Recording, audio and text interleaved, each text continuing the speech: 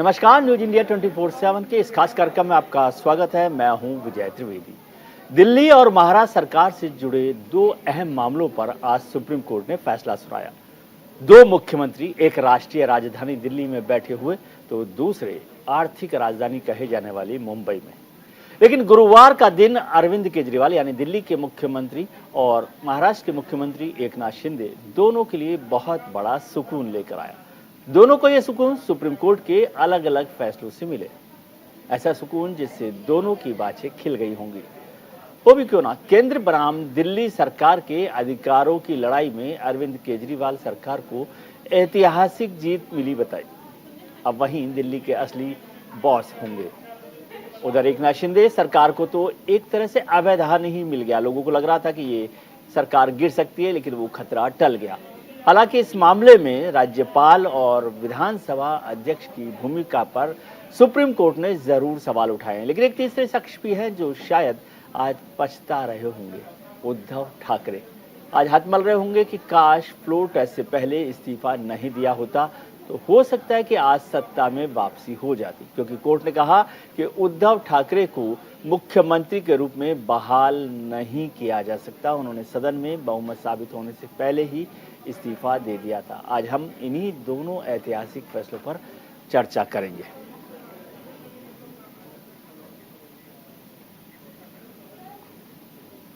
हमारे साथ खास मेहमान जुड़ गए हैं। किशोर तिवारी साहब हैं, शिवसेना उद्धव गुट के प्रवक्ता हैं, और संजीव नसीर साहब हैं जो आम आदमी पार्टी के प्रवक्ता हैं। आप दोनों का बहुत बहुत स्वागत है। संजीव साहब, आपको क्या बधाई दे सकते हैं कि आप खुश हैं आज के फैसले से?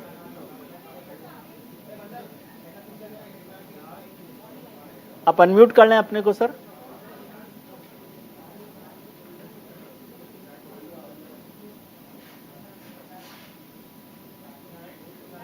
जी, आपकी आवाज नहीं मिल रही संजीव।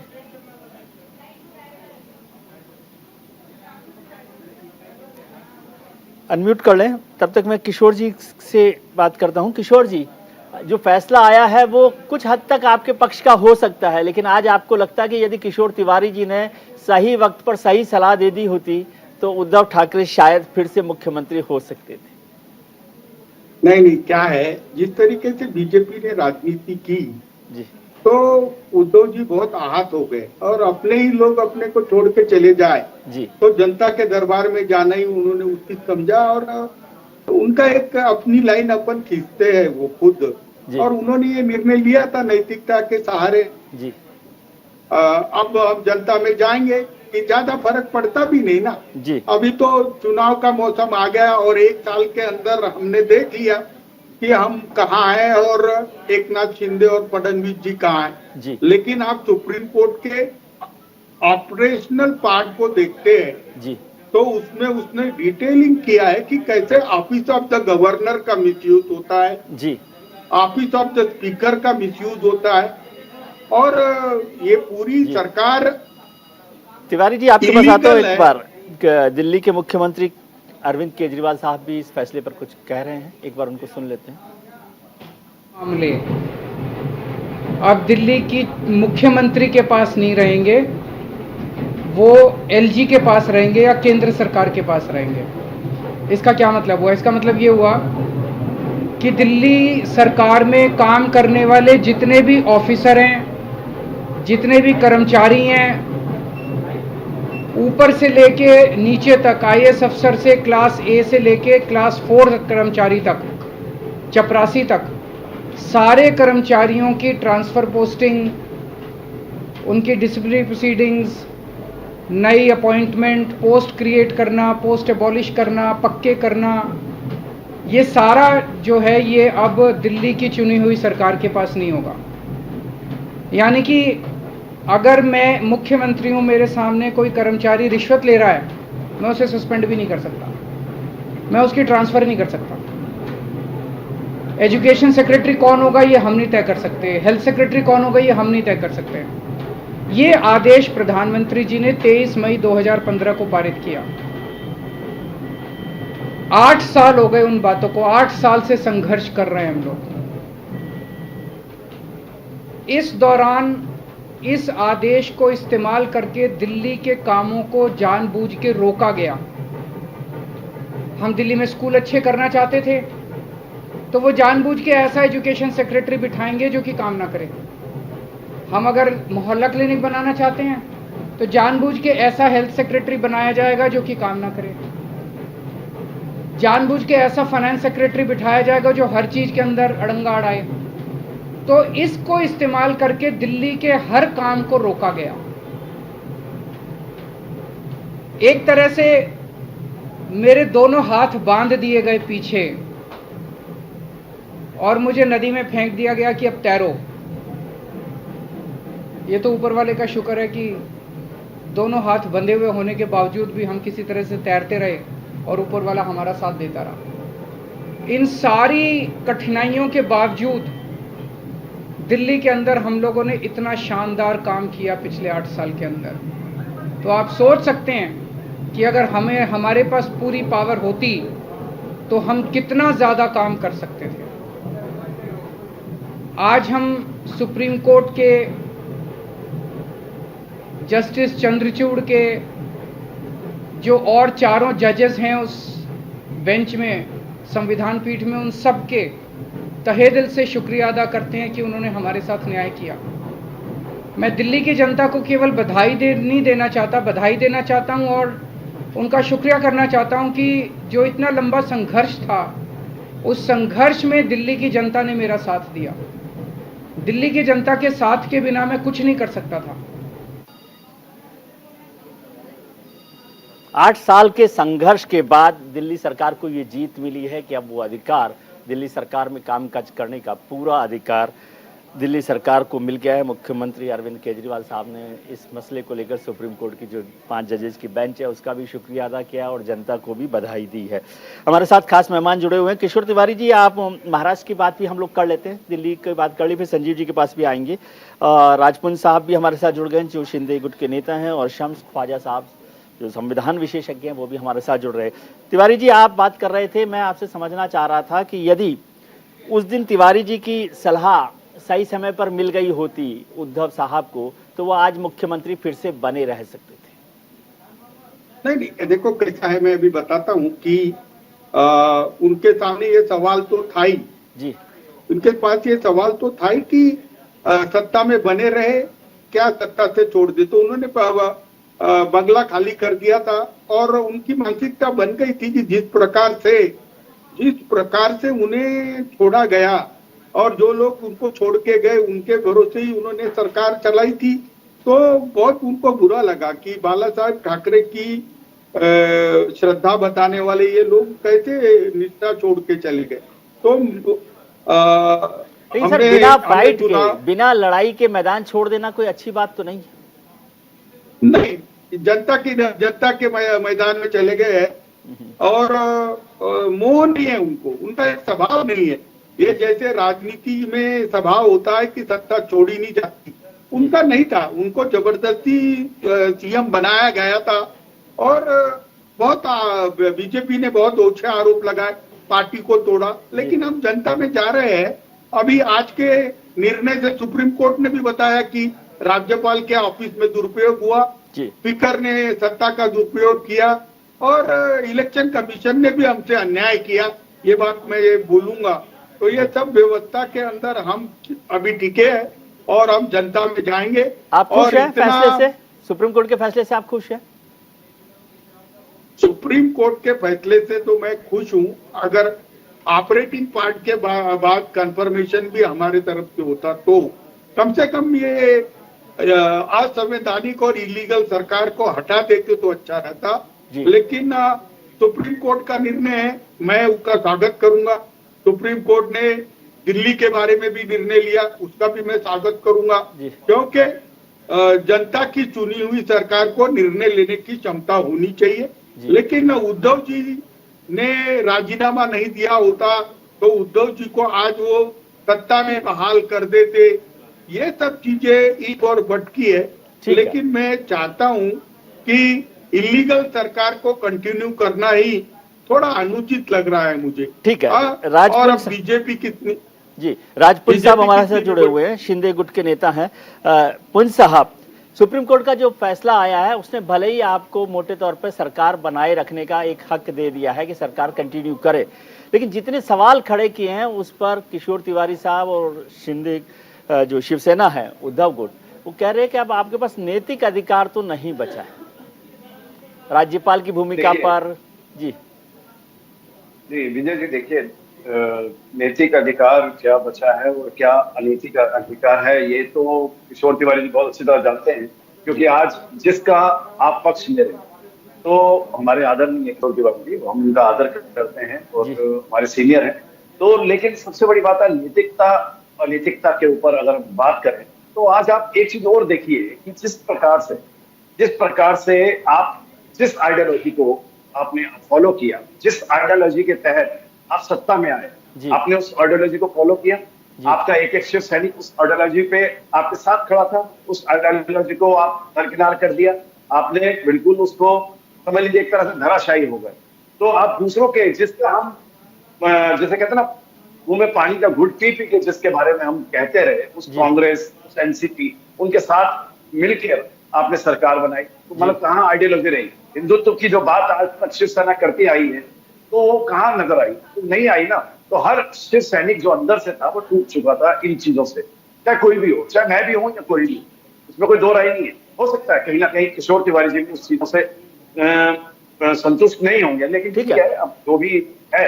लेकिन विजय जी दूसरी बात यह है कि आज उस चीज को फॉलो करा जा रहा है, उस चीज के जिसके ऊपर आप सरकार में आए थे, आज उसी सरकार आप बना के बैठे हैं, उसी चीज को कोई गलत नहीं किए। नैतिकता अनैतिकता के ऊपर बात नहीं है, यहाँ पर यह बात है कि आपकी आइडियोलॉजी क्या थी। जो हमारे हिंदू हृदय सम्राट बाला साहब ठाकरे ने जो हमें हिंदुत्व सिखाया, जिस हिंदुत्व के पाठ में पढ़ाया, जिसके तहत शिवसेना चलती आई है, 56 सालों से चलती आई है, उसको तो हम फॉलो करें, उसको भी ना करें तो अब हम जाके उनकी गोद में बैठ जाए जिनके हम बुराइयां और जिनके हमारी आइडियोलॉजी भी उनसे मैच नहीं खाती, और जिनके साथ हमारी आइडियोलॉजी मैच खाती है और जिनके साथ हमने मिलकर इलेक्शन लड़ा, उनके साथ हम सत्ता से दूर हो जाए। मतलब क्या करें? अब ये तो समझने की बात है ना। तो ठीक है, आज माननीय सर्वोच्च न्यायालय का जो फैसला आया है बिल्कुल सही फैसला है, क्योंकि दूसरे लोकतंत्र के उदाहरण में थे, शायद 15-16 लोगों को जो हमारे विधायक है उनको कर जाएगा। लेकिन शिंदे जी की हमारे जो मुख्यमंत्री हैं महाराष्ट्र के, उन्होंने बिल्कुल इस पे ग्राउंड लेवल पे इतने अच्छे कार्य कर रहे हैं, तो उन्होंने ग्राउंड लेवल पे हर जनता की, जब से सरकार बनी है 30 जून से आज तक, जब से सरकार बनी है उन्होंने बिल्कुल रात दिन अपना लगा दिया महाराष्ट्र की जनता के लिए। और नहीं किसी को इस चीज पर शक है या सवाल उठता है तो वो जाके वहां जनता दरबार में देखे और वहां पे जो कार्य हो रहे हैं महाराष्ट्र के अंदर उनको देखे, जो रात दिन जनता के प्रति समर्पित। ठीक है संजीव किशोर दा कुछ कह रहे हैं आज आप? छोटा सा कमेंट। हाँ, राजकुंज जी ने कहा तो हिंदुत्व क्या होता है?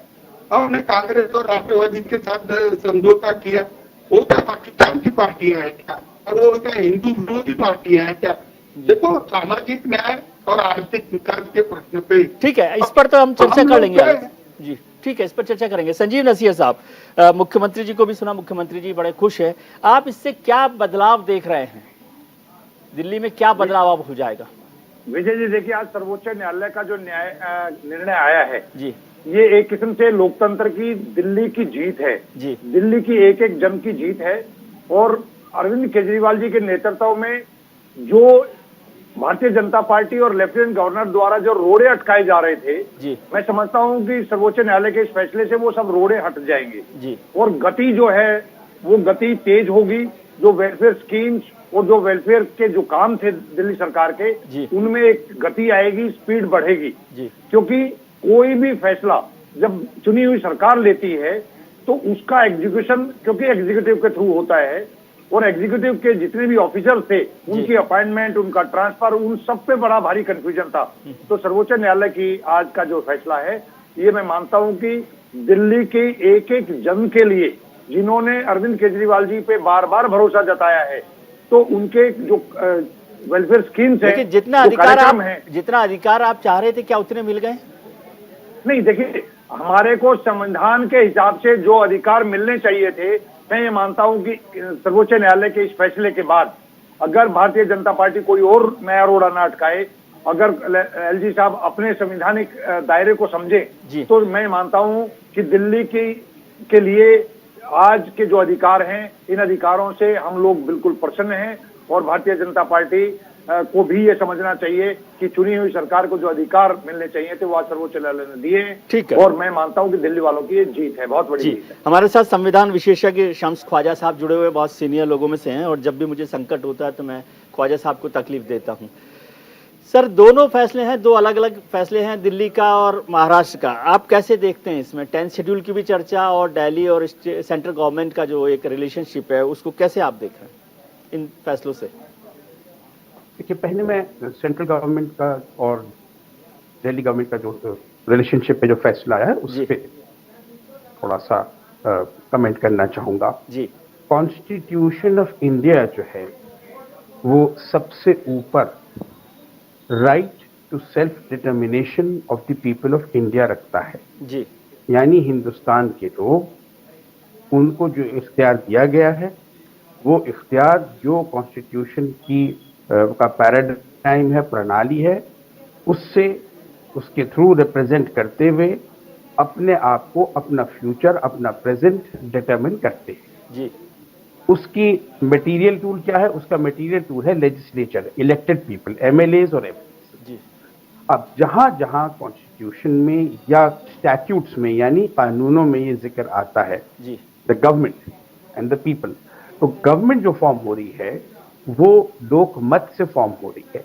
जी, और जब लोकमत फॉर्मेशन का जहां जिक्र है और वहां राइट टू इफेक्टिव गवर्नेंस आता है, तो राइट टू इफेक्टिव गवर्नेंस जो है वो प्रेसिडेंट का राइट नहीं है, यानी एग्जीक्यूटिव का राइट नहीं है, वो उसका राइट है जो बॉडी इलेक्ट होकर रिप्रेजेंट कर रही है एग्जीक्यूटिव में, यानी काउंसिल ऑफ मिनिस्टर्स का। जी, तो लेफ्टिनेंट गवर्नर ने जब इख्तियारात दिल्ली गवर्नमेंट के एज्यूम कर लिए कि जी हम हैं गवर्नमेंट, ये है गवर्नमेंट नहीं है, that is a wrong premise when it comes to reading the statute.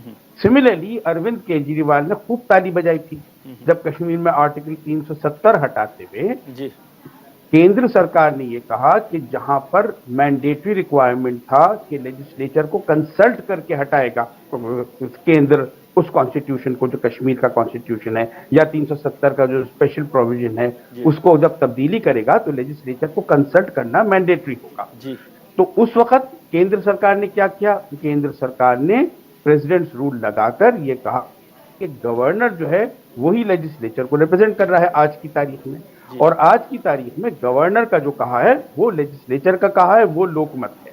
जी, ये जो एरर था जिस पर अरविंद केजरीवाल ने खूब तालियां बजाई थी उस वक्त, यही एरर जूरिस्प्रूडेंस का केंद्र सरकार ने दिल्ली सरकार के साथ किया था। जी, ये अच्छी बात है कि सुप्रीम कोर्ट ने उस एरर को धो डाला है, ठीक है। लेकिन उस एरर को दिल्ली सरकार की निस्बत जी, कश्मीर का मामला खैर अभी लटका रहेगा। जी, तो जिस चीज पर अरविंद केजरीवाल दूसरे के हित छीनने पर ताली बजा रहे थे, आज उनको मिल रही है। आशा है कि उनकी अकल में ये बात आएगी जी, कि कॉन्स्टिट्यूशन अप्लाइज इक्वली। कॉन्स्टिट्यूशन की नजर में कश्मीर का आदमी, कन्याकुमारी का आदमी, गुजरात का आदमी, आसाम का आदमी, सब एक है। ठीक है। दैट इज वेरी, तो जी। फैसला बहुत सही है। जी, दूसरा जो आपने फरमाया महाराष्ट्र का, जी। महाराष्ट्र में सुप्रीम कोर्ट ने एक बहुत कार्डिनल उसूल को उसूली तौर पे अपहोल्ड किया है। वो क्या है कार्डिनल उसूल?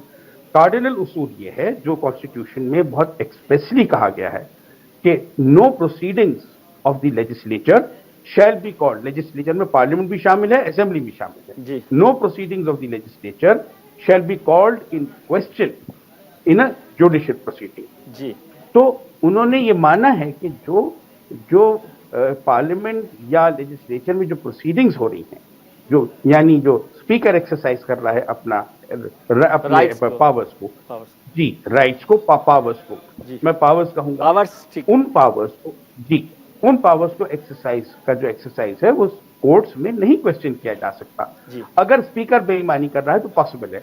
तो भाई ये काम लेजिस्लेचर की जिम्मेदारी है। जिस वक्त तुम स्पीकर चुनो, जी, you have to be clear about somebody who will not cheat. Yes, कल आज आपने स्पीकर किसी सब स्टैंडर्ड आदमी को बना दिया और कल आपको ये बेईमानी कर रहा है, तो इसमें गलती उस बेईमान आदमी की बात में होगी, आपकी पहले है। जी, कॉन्स्टिट्यूशन ने जो फ्रेमवर्क रखा है वो स्पीकर को पावर्स दी हैं।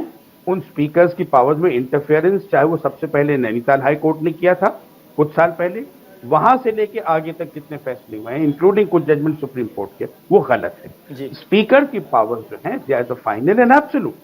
और अगर स्पीकर बेईमानी कर रहा है तो जो चुनने वाले हैं उनकी गलती थी। जब स्पीकर हटेगा, टर्म खत्म होगी, तब आप उस पर- जाएंगे। तो महाराष्ट्र का फैसला उसूलन सही है जी। ऑपरेटिव वो है नहीं, नैतिक तौर पे जो एक सरकार बन गई, इसमें सबसे बड़ी गलती जो की भाई उद्धव साहब ने, जिससे भाई शिंदे साहब को फायदा हुआ, वो ये हुआ कि उन्होंने अपने आप ही रिजाइन कर दिया। जी। Now if you had been dismissed by the governor on Then losing you majority, question. supposedly losing majority, supreme court आपको बहाल कर सकता था।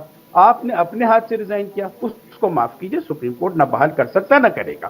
That is very we are. ठीक है। दोनों फैसले सही हैं। जी तिवारी साहब जी। नहीं, ख्वाजा साहब ने जो कुछ कहा उसका मैं रिस्पेक्ट करते हुए कहूंगा कि सुप्रीम कोर्ट ने ऑब्जर्व किया है कि गवर्नर ने ओवर एक्शन की, गवर्नर ने इंट्रा पार्टी और पार्टी के इंटरनल मैटर्स पर जिस तरह से विवाद हुआ, उसके बाद उन्होंने ये भी कहा कि हम लोग स्पीकर ने व्हिप अपॉइंट करते वक्त भी गलती की। अब ये कहते ख्वाजा साहब कि स्पीकर कुछ करे ही ना, तो ये तो बात मुझे भी लग रहा है कि स्पीकर को चुनने वाले भी है तो सारा पॉलिटिकल हो चुका जी। है। और जिस पार्टी का स्पीकर होता है उस पार्टी के एमएलए गलत भी काम करे तो वो कुछ करता नहीं है, तो ये तो सब गलत ही है। जी ठीक है। संजीव नसीर साहब, ख्वाजा साहब ने जो जिक्र किया फैसले को दिल्ली हाई कोर्ट के लेकर, दिल्ली सरकार को लेकर सुप्रीम कोर्ट के फैसले पर, उसमें उन्होंने कश्मीर का भी जिक्र और आम आदमी पार्टी के रिएक्शन का भी जिक्र किया है। कुछ आप टिप्पणी करना चाहते हैं, इस पर जोड़ना चाहते हैं? नहीं, देखिए, मैं उस पर तो ज्यादा टिप्पणी इसलिए नहीं करूंगा कि 370 पे माननीय मुख्यमंत्री जी का जो बयान है वो मेरे को ध्यान नहीं है। लेकिन ये बात सही है कि सर्वोच्च न्यायालय का जो आज का फैसला आया है वो संवैधानिक दायरे में, वो पूरे देश में उसी तरीके के संविधान के हिसाब से काम होना चाहिए। एक स्टेट में संविधान कुछ, दूसरे में कुछ, ये जो ख्वाजा साहब ने बोला है उस बात से जरूर मैं इत्तेफाक रखता हूँ। जी, उसको लेंगे। पुंज साहब, आप कुछ जोड़ना चाहते हैं कि देखिए दो चीजें होती है राजनीति में, ब्रेक का वक्त है, लेकिन मैं छोटा सा कमेंट आपका चाहता हूं कि कानून में जब बात होगी, सुप्रीम कोर्ट में बात होगी तो कानून के आधार पर होगी, लेकिन राजनीति जो है वो नैतिकता के आधार पर भी चलती है। क्या आपको लगता है कि सुप्रीम कोर्ट की जो टिप्पणी है वो आपको नैतिक अधिकार देती है सरकार में बने रहने का? बिल्कुल, देखिए विजय जी, बिल्कुल नैतिक अधिकार देती है और इसमें कहीं भी कुछ गलत नहीं है। माननीय सर्वोच्च न्यायालय के अनुसार जो भी कहा गया, जो भी इस बारे में कहा गया, जो डिसीजन है बिल्कुल हक में है हमारे।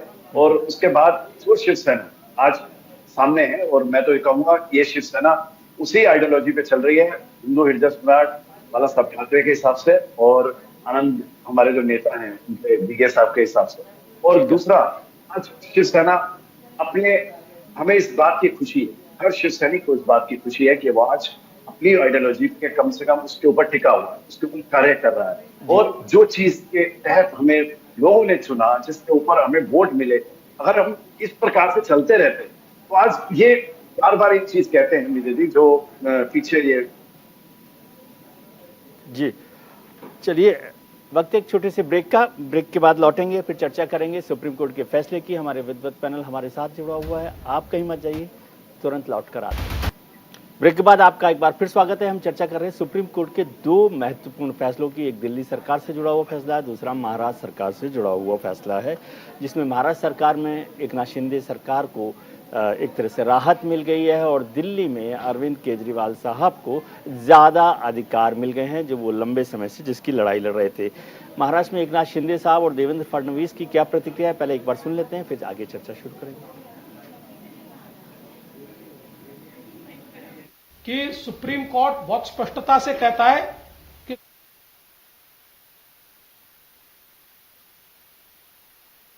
जो न्योता दिया वो सही है।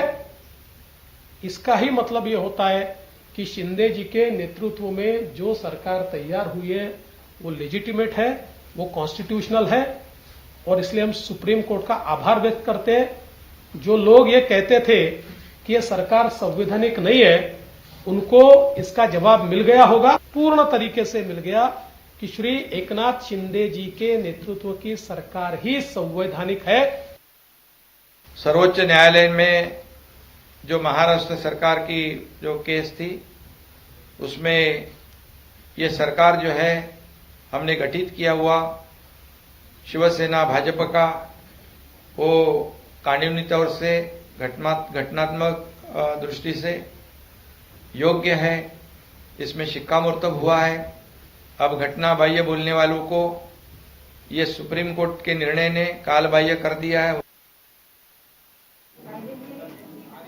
हमारे साथ खास मेहमान जुड़े हुए हैं। किशोर तिवारी साहब हैं, शिवसेना उद्धव गुट के प्रवक्ता हैं। राजपुंज साहब हैं, शिंदे गुट के प्रवक्ता हैं। संजीव नसीर साहब हैं, आम आदमी पार्टी के प्रवक्ता और संविधान विशेषज्ञ शम्स ख्वाजा साहब हमारे साथ जुड़े। ख्वाजा साहब, एक बात समझना चाहता हूं, मुंबई को लेकर, महाराष्ट्र सरकार को लेकर दो बातें कही राज्यपाल के मसले पर। एक, उन्होंने कहा कि जिस तरह से अंदरूनी मसले को, शिवसेना के मसले को बनाया गया और बहुमत के लिए सरकार को फ्लोर टेस्टिंग के लिए बुलाया गया, पहली बात, उस पर राज्यपाल पर टिप्पणी उन्होंने की है। लेकिन दूसरी तरफ शिंदे गुट को बुलाने का समर्थन भी उन्होंने कहा है कि वो फैसला सही था। लेकिन मैं इससे आगे बढ़कर आपसे समझना चाहता हूं, क्योंकि आप संविधान विशेषज्ञ हैं, राज्यपालों की भूमिका को लेकर हमेशा ही चर्चा होती है। कैसे आप देख रहे हैं इस फैसले को, राज्यपालों की भूमिका को नियंत्रित करने का? हालांकि वो यदि दिल्ली में भी देखें तो एलजी भी उसी रेफरेंस में आते हैं।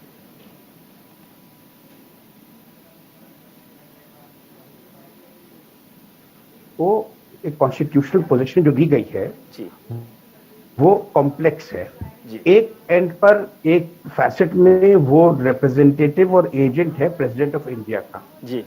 दूसरे सिचुएशन में राज्यपाल हेड है, एक एल्डर ऋषि है राज्य का जी। राज्य सरकार को सलाह देनी हो, राज्यपाल जो है अंदरून बगैर पब्लिक में जाए हुए प्रेस में जाके राज्य सरकार को सलाह दे, उन्हें सेंसर करे, उन पर टिप्पणी करे। बहुत बड़ा फैसेट है जो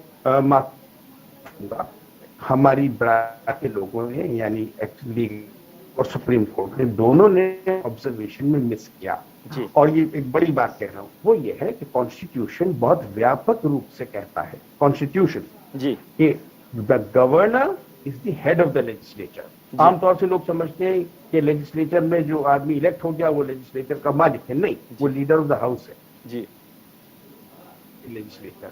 Now, in the capacity of being head of the legislature, the governor has inherent right to call and demand a vote of confidence from any chief minister, anybody, where, as and when he likes. So that is his inalienable right and privilege. Yes. वो एक जगह। अब दूसरी तरफ जब governor साहिबान जो हैं वो गलत कॉन्स्टिट्यूशनल एडवाइस पर या मोटिवेटेड एडवाइस पर, दोनों सिचुएशंस हो सकती है। गवर्नर ने कॉन्स्टिट्यूशनल एक्सपर्ट की कमी की वजह से, एक्सपर्टीज की कमी की वजह से गलत फैसला लिया, या एक गवर्नर साहब ने पॉलिटिकल मोटिवेशन से मुझे फल क्या है प्लीज करना, उसको उन्होंने एक इंटेंटली गलत फैसला। दोनों सूरतों में जब गवर्नर साहब गलत से काम करते हैं तो गवर्नर का गलत एग्जीक्यूटिव डिसीजन जो है, even what ever that is available for scrutiny review in the supreme court. Yes. यहां पर एक मैंने बहुत बारीक बात कही है जी। स्पीकर का decision, proceedings of the house are not available to the supreme court to interfere on the principles of constitutional propriety, जैसे आज का कॉन्स्टिट्यूशन है। लेकिन गवर्नर का डिसीजन, चाहे वो स्पीकर के डिसीजन से उठा हुआ हो, ऊपर हो, that is available for judicial scrutiny. तो इन बातों को अगर हम ध्यान में रखेंगे, और गवर्नर्स अनफॉर्चुनेटली आज के जो अपॉइंटेड गवर्नर्स हैं उनमें majority of them are people who been just appointed there. मौजूदा सरकार को उन्हें उखाड़ना है, तकलीफ देनी है, उसके काम में बाधा लगानी है, उन्हें कॉन्स्टिट्यूशन का कोई अभ्यास भी नहीं है बेचारों को, वो कहीं से उठा के कहीं रख दिए गए हैं गवर्नर। हम माफ कीजिए, but that is as a, मैं ये पार्टीवाद पे नहीं कह रहा, मैं ये एज अ कॉन्स्टिट्यूशनल एक्सपर्ट देख रहा हूँ। आप इस मुल्क के हर इंस्टीट्यूशन के साथ खिलवाड़ कर रहे हैं और कोशिश कर रहे हैं जो कि हमारे फैब्रिक को, हमारी नींव को खोखला कर देगा। लेकिन ख्वाजा साहब, जब आप ये कहते हैं कि कॉन्स्टिट्यूशनल एडवाइस पूरी नहीं मिली, तो इसे क्या मैं बेनिफिट ऑफ डाउट मानूं गवर्नर साहब के लिए? और एक्सपर्टीज की क्या बात है, क्योंकि पूरा एक लीगल एडवाइस की टीम है उनके पास, और वो चाहे तो किसी को भी बात करके कर सकते हैं इस पे चर्चा। देखिए, आपके प्रोग्राम में एक दो बातें ऐसी कही गई हैं पिछले 10 एपिसोड्स में जो और चैनल में कही नहीं गई हैं और ऑन रिकॉर्ड हैं। आप कॉन्स्टिट्यूशन उठा के देख लेंगे तो आपको पता लगेगा जो कहा है मैंने वो बिल्कुल सही है। तो अब अगर कोई मुझसे कहे कि किसी प्रोग्राम ने ऐसे नहीं कहा तो I can not be bound by that, I can only show them the constitution. तो सिमिलरली मैं गवर्नर साहब को, यहाँ पर जो भी गवर्नर साहब हैं, मेरी उनसे न कोई अदावत है। शिंदे भी मैं उन्हें दोस्त समझता हूँ, भाई उद्धव ठाकरे को भी मैं दोस्त और प्यारा भाई समझता हूं। मुझे किसी से यहाँ कोई पॉलिटिकल कमेंट नहीं करना, because I am a jurist here. मैं एज ए कॉन्स्टिट्यूशनल एक्सपर्ट, आपने मुझे हुक्म दिया है। तो यहाँ पर मैं गवर्नर साहब की नियत पे पर्सनली मैं टिप्पणी नहीं करूंगा, लेकिन मैंने एक आधार बता दिया है, उससे आप देख रहे गवर्नर ने सही एक्ट किया है या गलत एक्ट किया है। ठीक है, और that is what it is. Yes please. Kishore Tiwari sahab. जी, मैं सुन रहा था आपको। जी, क्या आप कमेंट करना चाहते हैं? जी, आप कमेंट कुछ करना चाह रहे थे। ख्वाजा साहब जब बोल रहे थे तो आप कुछ चाहते थे कि टिप्पणी करें। क्या आपको लगता है राज्यपाल की भूमिका पर जिस तरह से गवर्नर को लेकर सुप्रीम कोर्ट ने टिप्पणी की है उस पर कुछ आप जोड़ना चाहते हैं? क्योंकि सुप्रीम कोर्ट ने शिंदे साहब की सरकार को बनाने में या उनको इन्वाइट करने में तो गवर्नर का सपोर्ट ही किया उसके फैसले का। नहीं, देखो मैं भी बता रहा हूँ, ख्वाजा साहब कॉन्स्टिट्यूशनल एक्सपर्ट बोलकर आए हैं तो अपनी बात रख रहे हैं। और तो मैं मेरी बात रखता हूं कि उनके ऑपरेटिव पार्ट का पहला पोर्शन जो देवेंद्र फडणवीस ने बिल्कुल रेफर नहीं किया, उसके अंदर कहा है उन्होंने कि गवर्नर ने अजम्पशन पे और कुछ मोटिव रखते हुए ये सब काम किए। गवर्नर पे बहुत ज्यादा फटकार है, लेकिन अगर वो फ्लोर ऑफ द हाउस पर मेजॉरिटी प्रूव करो ऐसा बोलते नहीं तो मुझे लगता नहीं कि उद्धव जी राजीनामा देते। जब उद्धव जी हटते ही नहीं तो ये प्रसंग आता नहीं। लेकिन ये जो सुप्रीम कोर्ट का निर्णय है उसके अंदर गवर्नर ने गलत काम किया, स्पीकर ने गलत काम किया, कानून को धज्जियां उड़ा के किया, ये सब लिखा हुआ है। भरत गोलाले को व्हीप बोल के अपॉइंट करना गलत बोला और स्पीकर को कहा है उन्होंने, क्योंकि सुप्रीम कोर्ट टाइम तो दे नहीं सकता तो उन्होंने बोला जल्दी से जल्दी बोलो, डिस्क्वालीफाई करो। अब मुझे बताइए, एक तरफ हमको फ्लोर ऑफ द हाउस पर मेजॉरिटी प्रूव करने के बाद हमने जब देखा कि हमारे लोग चले गए छोड़कर तो हमने वो पद छोड़ दिया, वो पद छोड़ दिया और हमने नैतिकता से छोड़ा। लेकिन आज जब सुप्रीम कोर्ट में ने कहा है कि procedure adopted for toppling the government was illegal और constitutional, why Eknath Shinde, why Devendra Fadnavis are not stepping down? That is my core issue. लेकिन सर वो बता रहा हूँ तिवारी साहब, वो तो जब आपने छोड़ दिया उसके बाद ये नेक्स्ट प्रोसेस शुरू हुआ ना, जिसको सुप्रीम कोर्ट ने सपोर्ट किया है, सेकंड किया है। उन्होंने कहा कि गवर्नर ने उनको इनवाइट किया, इसमें कोई गलती नहीं है। देखिए मैं अभी बताता हूँ, और आप छोड़ के चले गए मैदान और राजपुल साहब को कह रहे हैं। अरे मैं एक बात बोलूं क्या जी? अरे सुप्रीम कोर्ट है, सुप्रीम कोर्ट रिस्टोर कर सकता था जी, क्योंकि सुप्रीम कोर्ट तो कन्विंस दिख रहा है जी कि मालाफाइड इंटेंशन से सरकार बनाई गई है जी, और खरीद फरोख्त हुई है जी, और हमारी पार्टी को तोड़ा गया है जी। तो उन्होंने राजीनामा देने का बात को तो सीरियसली लेना क्या था जी, रिस्टोर कर देना था।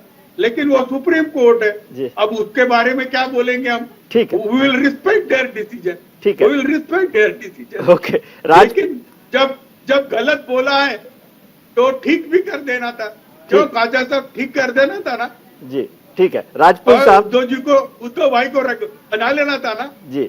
मैं आपको पूछ रहा हूँ सर, मैं तो कोर्ट में जानते नहीं, आप सब विद्वान हैं। ख्वाजा साहब जो डिसाइड बता रहे थे, कमेंट कर रहे थे, उसको सुन रहा था, और आपने जिस तरह से टिप्पणी की उसको मैं समझ रहा था। राजपुल साहब, चंद्रचूड़ साहब का मैं इज्जत करती हूँ जी, इज्जत करता हूँ, लेकिन मुझे ऐसा लगा कि यार इनको छोड़ क्यों दिया जी। अब वो स्पीकर बीजेपी वाला है जी, वो तो स्पोक्स पर्सन बोल के आता था मेरे साथ जी, और इतना कट्टर बीजेपी वाला है हाँ। वो क्या डिस्क्वालीफाई करेगा जी, वो लगा देगा 1 साल। और स्पीकर का राइट है, कोई स्पीकर को सुप्रीम कोर्ट टाइम नहीं दे सकता जी, और इन्होंने नहीं दिया ना टाइम, जी तो हम पे तो अन्याय हुआ है। ठीक अब है। हमको जनता में जाना है जी और जनता में हम लोगों को बताएंगे कि देखो बीजेपी ने बाला साहेब ठाकरे के बेटे को पदच्युत किया और उनकी पार्टी तोड़ी और इस प्रकार से अन्य पे अन्याय किया, ठीक है। और हम तैयार हैं। जी अब अभी वो रिस्टोर भी करते तो हम कोई सत्ता में जाने वाले नहीं थे ठीक और हमको कोई इंटरेस्ट नहीं है। जी ये निकम्मी सरकार है और ये निकम्मी सरकार कर्नाटक के से ज्यादा बुरी तरह हारने वाली है। जी हाँ, और राजपुंज साहब लौट आ जाओ, जी हमारे साथ लौट आ जाओ। राजपुंज साहब, तिवारी जी आपके पुराने मित्र हैं, बड़े भाई हैं आपके, लेकिन मसला यह है कि वो कह रहे हैं कि सब गड़बड़ तो करवाई दी थी आपने, वो सुप्रीम कोर्ट ने माना है कि जिस तरह से गड़बड़ की, गवर्नर साहब की भूमिका को लेकर सवाल खड़े किए, उसके बाद आपने सरकार बनाई, तो फिर वही बात आ गई नैतिकता। विजय जी तिवारी जी, देखिए इस समय तो कह रहे होंगे अपने हिसाब से ठीक ही कह रहे होंगे जी लेकिन दूसरी बात, यहाँ जो प्रश्न था नैतिकता और अनैतिकता का, सबसे बड़ी बात यह है कि तब नैतिकता, हमारे आदरणीय उद्धव साहब ठाकरे जी की नैतिकता तब काम रही थी जब कांग्रेस और एनसीपी से जाकर उन्होंने हाथ की और उनसे मंत्री बनने की जो चाह उन्होंने रखी और मुख्यमंत्री बन गए। तो आपकी आइडियोलॉजी, मैं फिर वही बात कहता हूँ, फिर इस चीज को दोहराता हूँ कि आइडियोलॉजी आप इस स्वर में पड़ी मैं ऐड करूँ जो शिवसेना के अंदर, तिवारी जी एक सेकंड, जो देखिए विजय जी, जो शिवसेना के अंदर सबसे बड़ी जो चीज है वो एक नैतिकता जो है, जो एक आधार है शिवसेना का, वो हिंदुत्व है, जिसके ऊपर हिंदू हृदय सम्राट बाला साहब ठाकरे ने उसकी नींव रखी और वो हिंदुत्व को तार तार कर दिया गया और ऐसे ऐसे शब्दों को प्रयोग किया गया और गद्दार बोला गया, क्या क्या बोला गया, पूरे हिंदुस्तान ने उस चीजों को देखा। तो आप ये समझिए कि शिंदे जी ने उस चीज को बचाने की अगर कोशिश की तो क्या गलती करी, उन्होंने क्या गलती करी, मुझे आज इस बात को पता चले कि अगर शिवसेना को बचाने के लिए उन्होंने जो कदम उठाया वो कदम गलत था।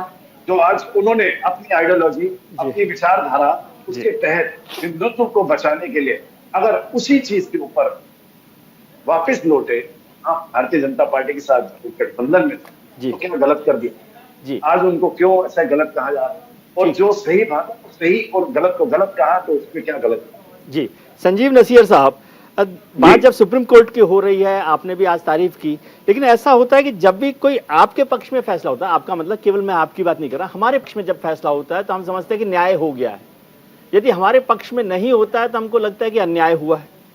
क्या ऐसा ही है? नहीं, बिल्कुल नहीं है। देखिए, देश के अंदर अगर आज सबसे इम्पोर्टेंट कोई इंस्टीट्यूशन बचा है जो इंडिपेंडेंटली अभी भी कोई वर्डिक्ट दे रहा है जी, तो वो न्यायपालिका है जी। और ये 8 साल लंबी लड़ाई, ऐसा नहीं है कि ये कोई पहला फैसला हमारे फेवर में आया है। आपको ध्यान हो, जस्टिस सीकरी का जो फैसला तो वो हमारे खिलाफ आया था जी, हमने कोई टिप्पणी नहीं की थी। तो 8 साल लंबी लड़ाई जो है वो दिल्ली वालों को के लिए बहुत बड़ी आज राहत वाला ये फैसला है, क्योंकि संविधान ने हमारे को 8 साल पहले भी यही अधिकार दिए हुए थे जी। इन्हीं अधिकारों से हमारी सरकार चुनी गई थी, लेकिन इन अधिकारों पे लेफ्टिनेंट गवर्नर साहब और भारतीय जनता पार्टी जिस तरीके से इंक्रोच कर रही थी, उसको कहीं ना कहीं सर्वोच्च न्यायालय के इस फैसले से एक बहुत बड़ा राहत मिली है। और मैं फिर रिपीट कर रहा हूँ कि दिल्ली के रुके हुए जो काम है, वेलफेयर की जो स्कीम्स हैं, उसकी स्पीड बढ़ेगी और सारे एग्जीक्यूटिव जो ऑफिसर्स हैं वो एक बेहतरीन तरीके से कोऑर्डिनेशन से काम करेंगे। और लेफ्टिनेंट गवर्नर साहब क्योंकि दिल्ली सरकार का चेहरा है, तो वो भारतीय जनता पार्टी का प्रवक्ता ना बने, वो दिल्ली सरकार के साथ मिलकर काम करें, ये हमारी अपील भी। आज पॉलिटिकल डेवलपमेंट्स बहुत सारे चल रहे हैं। नीतीश कुमार साहब भी हैं, बिहार के मुख्यमंत्री, जो लगातार विपक्षी एकता की कोशिश कर रहे हैं। उन्होंने जब फैसला आ रहा था तब उद्धव साहब से मुलाकात कर रहे थे और इस वक्त उन्होंने शरद पवार साहब से भी मुलाकात की है। शरद पवार के साथ उन्होंने मुलाकात की विपक्षी एकता के लिए। किशोर जी, मैं जरा बात कर लूं जी। नहीं, मैं पुंज साहब को बताता हूं जी। राजपुंज साहब बीजेपी को छोड़ के जाने के लिए किशोर तिवारी जी की थोड़ी सी आवाज जी। किशोर जी आएंगी, चलेगा? हाँ जी, आ रही आवाज। हाँ, तो मेरी आवाज मैं बताता हूँ। राजपुंज जी, ये शिवसेना को जो जिस प्रकार से ट्रीटमेंट दे रहे थे और बीजेपी जो रीजनल पार्टियों को समाप्त कर रही है जी, उसके खिलाफ में हमने आंदोलन छेड़ा है। और हम कोई हिंदुत्व छोड़ के मुस्लिम बन गए या कैथलिक चर्च ज्वाइन नहीं कर लिया। जी। हम वो और किस हिंदुत्व की तुम बात कर रहे हो? आप दिल्ली में रहते हो, जंतर मंतर पे मेरी बेटियों के हाल देख लो, क्या कर रहे हो आप? समझते क्यों नहीं बात को? जी। अरे ये बीजेपी कोई अटल बिहारी ये बीजेपी थोड़ी है। ये बीजेपी तो चंद ऐसे लोगों की बीजेपी है कि जिन्होंने देश को बेचने निकाल दिया जी। है। आप समझ लीजिए बात को। तिवारी जी, मैं अभी आपको- तिवारी जब इलेक्शन लड़ा था तो ये बातें आपको नहीं मालूम थी? जो हिंदुत्व का परचम लेके साथ चल रहे थे तब ये बातें नहीं पता थी? आज आप भारतीय जनता पार्टी को इस प्रकार से आप कोस रहे हैं क्योंकि आज देखिए बुरा मत मानिएगा। नहीं, मैंने आपकी देखिए मैं बहुत आदर करता हूँ, इसका मतलब ये नहीं है आप गलत बात मत करिए, क्योंकि देखिए कांग्रेस के साथ आपकी विचारधारा मिलने लग गई है। मतलब आप कांग्रेस के साथ जाके आज सर उठा के आप चल रहे हैं। मतलब ये कौन सी बाला साहब ठाकरे ने ऐसा तो कोई सपना नहीं देखा था कि बाला इस प्रकार से हम अपना हिंदुत्व को जवाब दे दूं क्या? जी। नहीं तिवारी जी, देखो, जवाब देता हूं। मैं आपका व्यक्तिगत मसलों में जवाब देता हूँ। जी। जवाब देता हूँ जी, कि बाला साहब ठाकरे जी भी इमरजेंसी का समर्थन करके इंदिरा जी के साथ ही चुनाव लड़े थे 77 का। जी।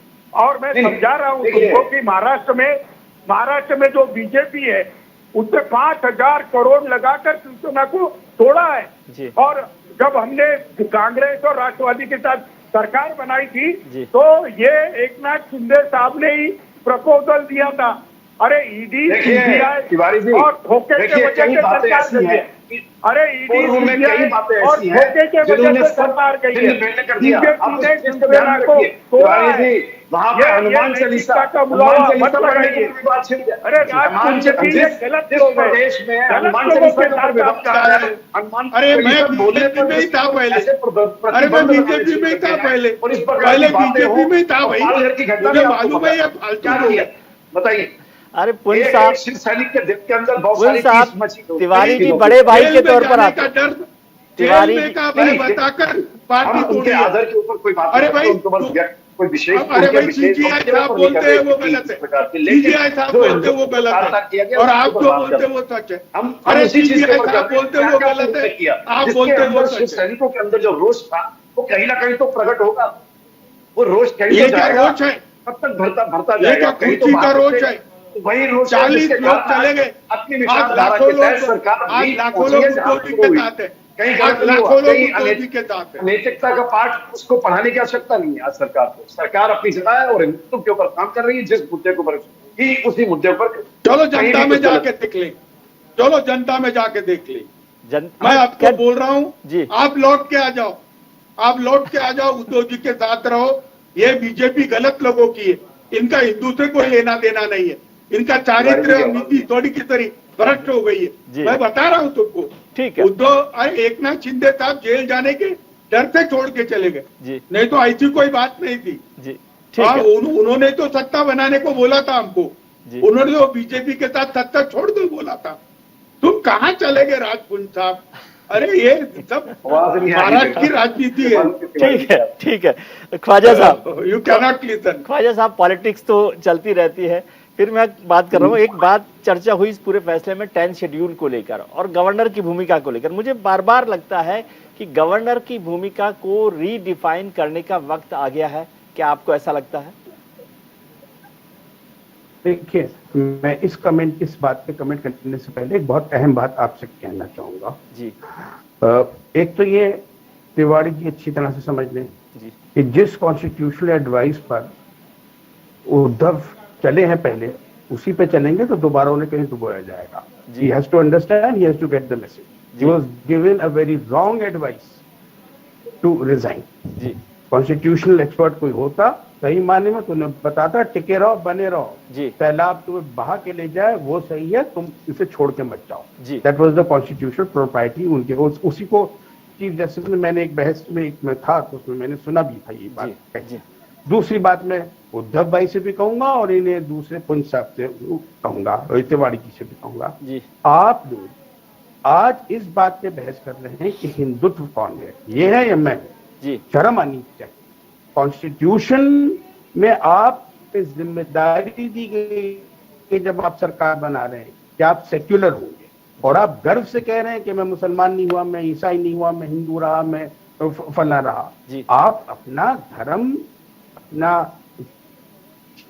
घर पे दिनों में साथ में प्यार में रखिए, लेकिन जब आप सरकार में बिठाए जाते हैं, कॉन्स्टिट्यूशन के तहत बिठाए जाते हैं, आपको याद रखना है आप मुसलमान हैं, आप ईसाई भी हैं, यहूदी की भी हैं, आप हिंदू की भी हैं, आप हर एक की सरकार है, वो आप पे कॉन्स्टिट्यूशनल जिम्मेदारी। और अगर आप ये जिम्मेदारी नहीं करेंगे और कोई समझदार प्रेसिडेंट आएगा तो 355 में आर्टिकल 355 में आपकी सरकार को बर्खास्त करा सकता है। वो 356 का भी इंतजार नहीं करना होगा, क्योंकि 355 आर्टिकल 355 कहता है wherever it appears to the president that the affairs of a state in governance cannot be carried on in terms and in consonance with the constitution, he can have the government dismissed. ये चीज है, इसी को समझना चाहिए, वो बहुत जरूरी है। अब रही बात जो आपने फरमाई, देखिए गवर्नर्स का अगर हम मेयार यही रखेंगे जिस मेयार पे हम अपॉइंट कर रहे हैं, तो यकीनन गवर्नर्स को रीडिफाइन करने की जरूरत आ जाएगी। बहुत अफसोस है कि आज हमारे जर्नलिज्म का मेयार ऐसा गिर गया है। आपके टॉक शो के अलावा, माफ कीजिए मैं मुंह देखी बात नहीं कर रहा, कौन से टॉक शोज हैं जिसमें कोई सलीके का, तमीज का, कोई इंटेलेक्चुअल डिबेट हो पाता हो? सिर्फ स्पीकर जो है एक दूसरे की साथ बदतमीजी करते हैं। और आपके टॉक शो में हमने नहीं देखा कितने लोग तमीज से, कितने लोग उससे सभ्यता से, कितने लोग तर्क से बात करते हैं। तो अगर मेयार गिर रहा है, या तो आप मेयार को संभालो, और अगर आप मेयार को नहीं संभाल पा रहे तो आपको गवर्नर का रोल रीडिफाइन करना पड़ जाएगा। अनफॉर्चुनेटली गवर्नर साहब ने जो सबसे पहला गलत फैसला लिया था महाराष्ट्र के बारे में, वो ये था, he failed to realise that losing the majority in Vidhansabha, अगर 99% ऑफ लेजिस्लेचर्स भी उद्धव को छोड़ के जा रहे थे, लेकिन पार्टी उद्धव के साथ, तो डिफेक्शन में और उसमें Uddhav was not losing his government, वो राइट उसका उद्धव पे था, उद्धव के साथ ये ज्यादती हुई। उन्होंने ये समझा कि majority of the parliamentary party जो है वो उधर चली गई। Parliamentary party is not the actual party, the actual party is the master, that is the party. Yes, तो वहां भी गवर्नर ने गलतियां करी और गवर्नर ने बदनीयती का मुजाहिरा भी किया, जो कि दूसरी तरफ को फायदा भी उठाया। अब वो जाहिर है, अब अगर शिंदे साहब को उसका फायदा मिला, उन्होंने फायदा लिया उसका, ठीक, वो that was given to him by the governor. तो बेचारे शिंदे को क्यों उसमें मैं दोषी ठहराऊंगा? मैं दोषी तो ठहराऊंगा केंद्र को या उस सरकार को या उन लोगों को जिन्होंने ये फैसिलिटेट किया। जहां गलती हो, आप लोग खासतौर से भाई तिवारी जी हैं, ये यंग लोगों में पुंज हैं, आप लोग कल के फ्यूचर पार्लियामेंटेरियंस हैं, आप लोगों को कॉन्स्टिट्यूशनल डिमांड्स का लिहाज करते हुए आपको मुल्क को आगे ले जाना चाहिए। That is very important and I expect that kind of a thing for you. और देखिए समझदार आदमी वो था। गांधी जी से साउथ अफ्रीका में बात करते हुए एक अंग्रेज जर्नलिस्ट ने कहा, mister Gandhi, today what you have said in the press conference directly opposite to what you said yesterday. Gandhi ji ने ये नहीं कहा नहीं उसका मतलब ये था वो था। उन्होंने कहा, look, I have become well informed and I am wiser. तो आदमी से कहीं गलती होती है, उस गलती को देख लेना, ये सबसे बड़ी समझदारी की बात होती है। और उससे आदमी सीखकर अपने आप को आगे चलाता है और मुल्क चलाता है। ये आत्मा है। आज तिवारी जी हिंदू हैं, कल हो सकता है जन्म में वो मुसलमान हूँ जी, ठीक, मैं आज ये हूँ, हो सकता है किसी और जन्म में मैं गाय, कबूतर या चिड़िया हूँ। तो हमेशा एक, ठीक है, भगवान ने हमें 4 लाख कितने हजार योनियां दी हैं, ये योनि तो सिर्फ एक योनि है। तो इसमें हमें अपनी पूरी उससे समझदारी से, मोहब्बत से, और जो कॉन्स्टिट्यूशन ने हमको जिम्मेदारियां दी हैं उससे हमें चलना चाहिए। ठीक है। और मैं आशा करता हूं इस फैसले के साथ तिवारी जी मेरा आशीर्वाद उद्धव भाई को जरूर पहुंचाएंगे। जी तिवारी जी, बहुत छोटा सा कमेंट। वैसे तो ये है असली बात तो कि जब भी मौका आएगा तो गवर्नर बनाने का, तो तिवारी साहब अपने पसंद का ही आदमी को एडवाइस करेंगे? नहीं, अभी गवर्नर में कोई कॉन्स्टिट्यूशनल एक्सपर्ट तो आता नहीं जी। किस पार्टी की सरकार है, उस पार्टी के नजदीक के आदमी को बनाया जाता है। हाँ, वही तो कह रहा हूँ, जिस दिन आपको मौका मिलेगा तब भी आप भी यही करेंगे ना, मैं ये कह रहा हूँ।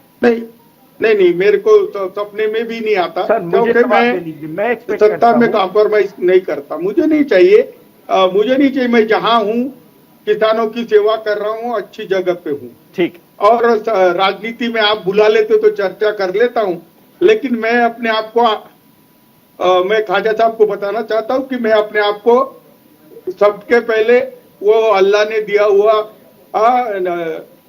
आदमी समझता हूं और मेरी ड्यूटीज आदमी बोलकर ही पूरी करता हूं। ठीक है राजपूत मुझे साहब, धर्म फाइनल वर्म कमेंट का छोटा बहुत सा, ज्यादा इल्म बिल्कुल है। नहीं है, लेकिन आपका भी कोई कमेंट चाहता हूं कि अब आपको सरकार के सुप्रीम कोर्ट से एक अधिकार मिल गया है, तो क्या आप एक बेहतर सरकार, ये सब हिंदू मुसलमान और ये सब छोड़ के और तिवारी जी की पार्टी की चिंता की बजाय महाराष्ट्र की चिंता करेंगे? देखिए विजय जी, जिस प्रकार से महाराष्ट्र में सरकार चल रही है, हर धर्म हर जाति को बराबर का अधिकार है और किसी को, आप देखिए महाराष्ट्र के अंदर कोई किसी प्रकार की उस प्रकार की घटना नहीं है। हम सिर्फ शिवसेना की बात कर रहे हैं। जिस प्रकार से आप यहाँ पर जो हमारे राजनीतिक विश्लेषक जो जिस प्रकार की बात कर रहे थे, मैं उससे मतलब कहीं ना कहीं सहमत नहीं हूँ। लेकिन मैं ये कहता हूँ कि महाराष्ट्र के अंदर जिस प्रकार से हर शख्स, हर धर्म हर जाति का सुरक्षित है और हमेशा रहता है और हमेशा रहेगा, किसी को किसी प्रकार की आपत्ति नहीं, और शिवसेना अपनी विचारधारा पे है और हमेशा उस पर अडिग रहेगी। ठीक है कहीं कोई जी, बहुत बहुत शुक्रिया आप सभी का, किशोर तिवारी साहब, राजपुंज साहब, शम्स ख्वाजा साहब, संजीव नसीर साहब, आप सबका बहुत बहुत शुक्रिया कि आपने वक्त निकाला। और हम उम्मीद करते हैं कि सुप्रीम कोर्ट के फैसले का उपयोग बैठी हुई सरकारें, चाहे वो महाराष्ट्र हो या दिल्ली हो, जो नुमाइंदे हैं वो उस सरकार का, उस राज्य के विकास के लिए काम करेंगे। आज के कार्यक्रम में इतना ही, लेकिन आप कहीं मत जाइए क्योंकि न्यूज इंडिया पर खबरों का सिलसिला जारी है बिना किसी एजेंडा के।